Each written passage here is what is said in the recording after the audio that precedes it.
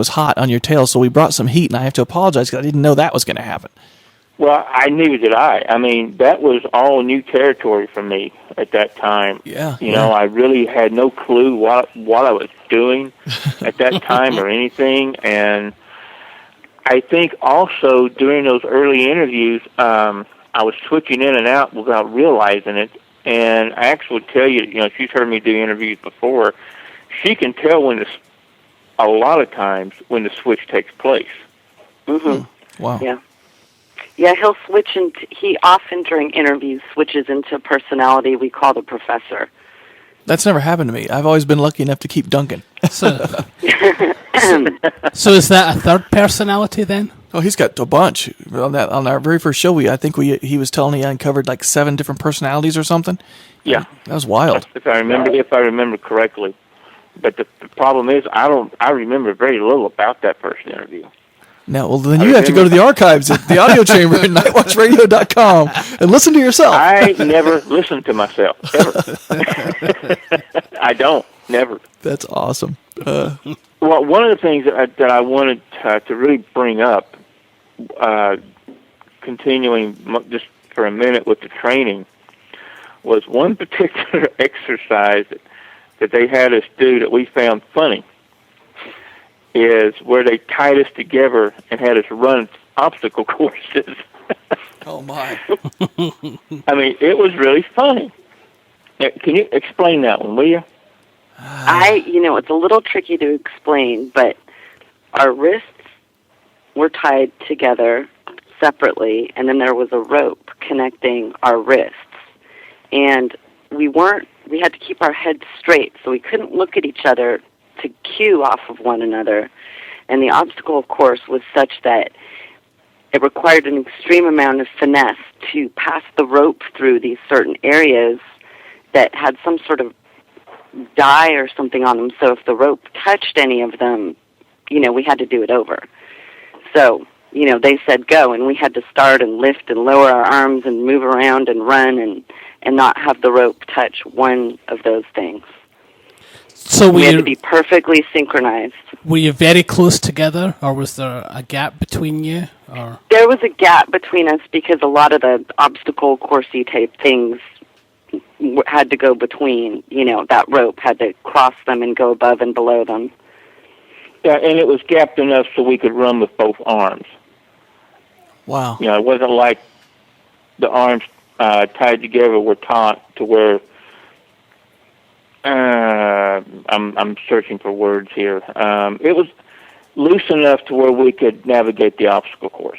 Oh, I got you. Okay, that makes more sense. Yeah, that's wild though. I mean, that was teaching you to work as a team.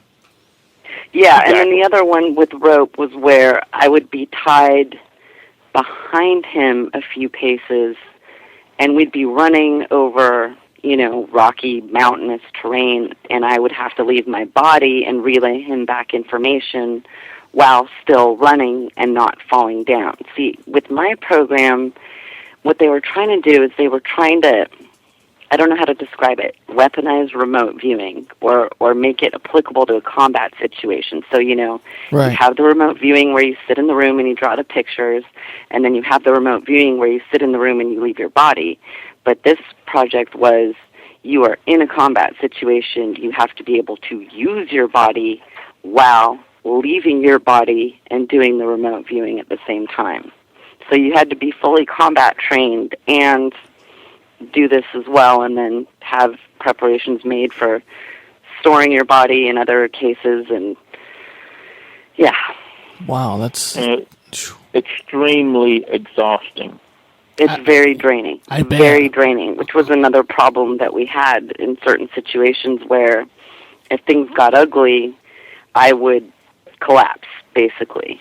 That's unbelievable. And I'm going back to training for 1 second because earlier Duncan had said to ask you about his arm and his implants that would, kick into gear when they needed to or whatever triggers them. I'm still not sure what triggers them. I don't know if you guys have figured that out. But whenever this happens and he becomes super strong, why don't you tell us a little bit about that? And does that also happen with you, Axe? And did it happen during these training exercises? Oh, I'm sure it happened during the training exercises. For me, I wish, I wish I had awesome super soldier, super strength implants. I do have implants. I have one behind my left ear, which showed up actually during a dental x-ray, one of those 360 dental x-rays. Right. Yeah.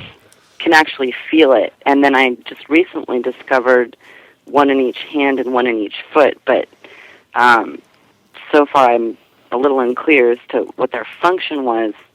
So yeah, I didn't get any of that cool hardware. I don't know what mine do or did yet at this point. I think part of their usefulness was to relay energy, because we did do a lot of energy throwing, if you will. Like, I was basically, in a lot of situations, like a human battery for Duncan. Gotcha. So I would amp up his energy to throw in certain situations and take out certain targets. Duncan, do you want to mention the tailbone? Well, we both have identical scars running from the coccyx. Looks like it goes up 3 vertebrae from the tailbone up. They're identical scars. And they're surgical scars. Yeah. Wow. And as far as I know, I was not born with a vestigial tail. Right. I may have been. I'm not sure. Well, yeah, it could be. Could be. That's awesome. Well, I wonder what that could be. Neither of us have any normal medical records that show that. The only thing that I have found concerning my, how can I put this, my paramilitary medical records was a Air Force colonel who was a doctor. A friend of a friend of a friend had him do some digging for us, and he had 3 pages of medical records. And what he thought was so odd was that there was no service record, zilch, but there was medical records. And they had a record of where I was shot in the right shoulder, where I was stabbed in the leg, and where I was cut up real bad. And that's all they had. Now, do those positions happen to be where implants are? No.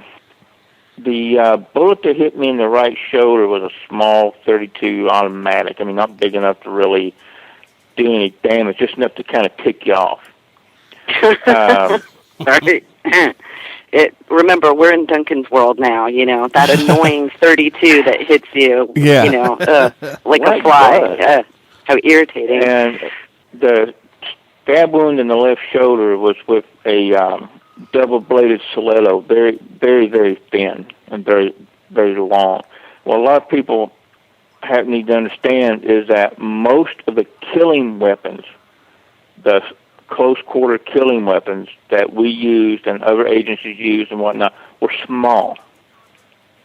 Small caliber weapons, very thin-bladed knives. Poisons, oh yeah. Very small needles. Oh yeah. But one more thing about the implants that we have noticed is that when we're in close physical proximity, they start firing off, like they're short-circuiting. So sometimes it almost looks like we're having mini seizures. We're twitching all over the place.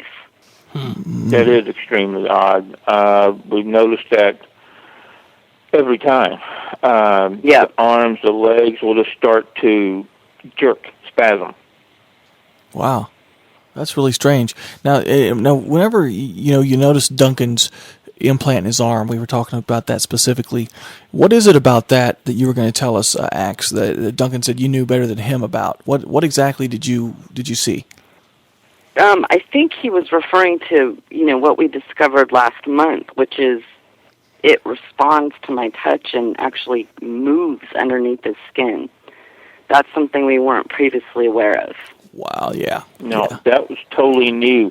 The only thing about the shoulder implant that we ever knew for sure that was definite is that what it was designed, or it is designed to do, is increase the electrical stimulus throughout the shoulder, the arm, down into the hand. Which what that does is that multiplies the slow twitch muscle fibers in the arm, and that's where your strength is in the slow twitch muscle fibers. So it's like taking a 50-watt bulb and plugging it into a 1,000-watt socket for a few minutes. Jeez. It just like magnifies the brightness. But that's what it would do to my arm. It would just magnify the strength and the speed. Well, I want people to know right now, something that I saw a long time ago. If you find this too far-fetched, I urge you to go to Duncan's website and check out his videos of what he's doing with this arm, the weightlifting. Duncan, you want to tell us a little bit about that? Yeah, the one in particular was the first one that I had taken, and I did it specifically for this reason.